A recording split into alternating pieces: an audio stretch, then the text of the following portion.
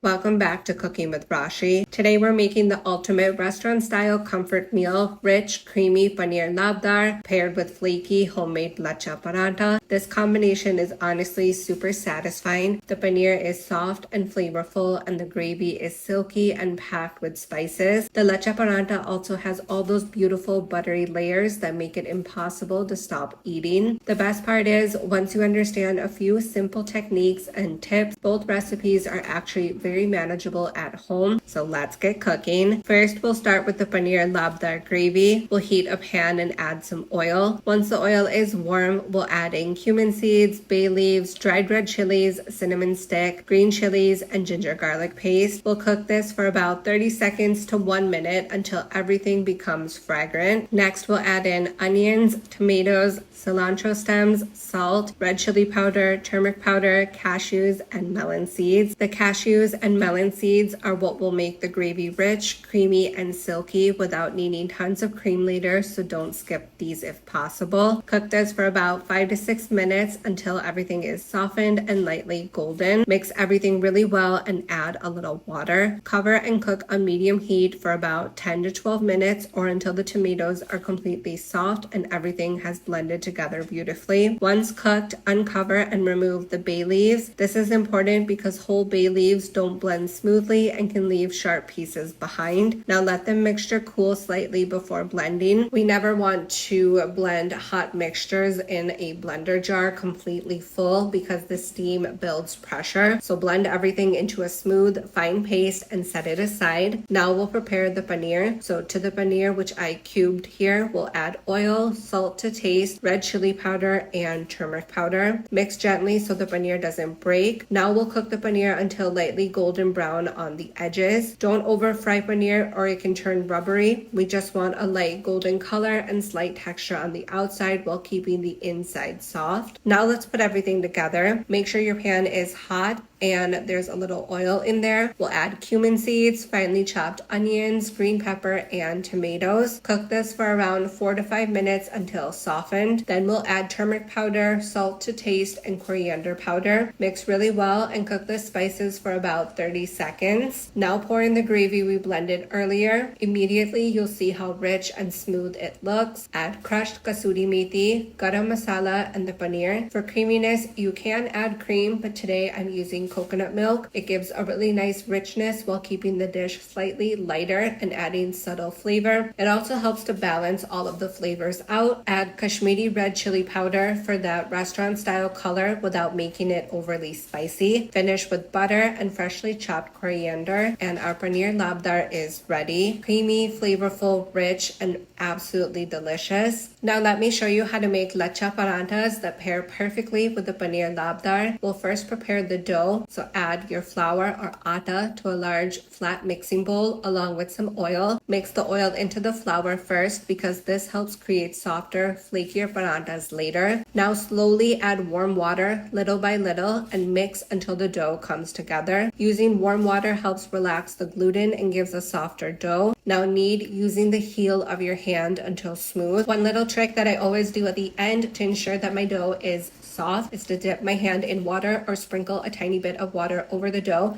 and knead once more. Cover and let the dough rest for 5 to 10 minutes. Resting is very important because it relaxes the gluten, making the dough easier to roll and helping create soft layers. Now we'll take a portion of the dough and make a smooth dough ball. Try to keep the surface smooth without cracks because that helps when rolling later. Lightly dust your surface with flour or atta and start rolling the dough out. You don't need to make it perfectly round here because we'll be folding it later anyway. Just focus on getting an even thickness throughout. Now once it's rolled out, we'll spread ghee all over the surface. You can use ghee or oil, but honestly ghee gives the best flavor. Now comes the layering step. We'll start folding the dough back and forth like a fan or accordion. Try to keep the folds fairly even. Once you have one long folded strip, gently stretch it just a little, not too much, and then start rolling it inward like a spiral or cinnamon roll. Tuck the end underneath so it stays in place. base. And this right here is the secret to Laccha Paratha layers. Now gently press it down with your hands. At this stage, don't flatten it too aggressively or the layers can stick together. Use gentle pressure while rolling. If you press too hard, you can lose all those layers we worked so hard to create. You want the paratha medium thickness, not too thin because the layers won't puff properly, and not too thick or it can become doughy inside. So once you have your paratha rolled out, I like to toss it between my hands to dust off any excess flour or atta. Now let me show you one more time how to do this. Roll the dough out evenly, spread the ghee all over the surface, then start folding it back and forth like a fan or accordion. Once folded, gently stretch it slightly and roll it inward into a spiral. Tuck the end underneath, press it down lightly, and then carefully roll it out again, not too thin and not too thick, while using gentle pressure so all those beautiful layers stay intact. Now once you've rolled out all of your parathas, it's time to cook them. So one by one, we will place each paratha on a hot pan or tawa. Once you start seeing bubbles, you can flip it over and we'll brush this side with a little ghee, and then we'll keep cooking until both sides are golden brown with beautiful crispy spots. Don't rush the cooking here. Medium heat works best for layered parathas because it gives enough time for the layers to cook through and separate slightly. Once done, we'll lightly crush the paratha between our palms or clap it gently while hot. This helps separate the layers and gives that classic Laccha Paratha texture. And just look at that. You have a beautiful layered Laccha Paratha, soft inside, flaky outside, buttery, crispy, and absolutely perfect with the creamy Paneer Labdar. This combination is seriously restaurant quality at home. The creamy paneer with the buttery layered paratha is just perfect together. If you enjoyed this recipe, don't forget to like the video, leave me a comment below, and subscribe to Cooking with Rashee for more delicious recipes just like this. Thank you so much for watching, and I'll see you in the next delicious recipe.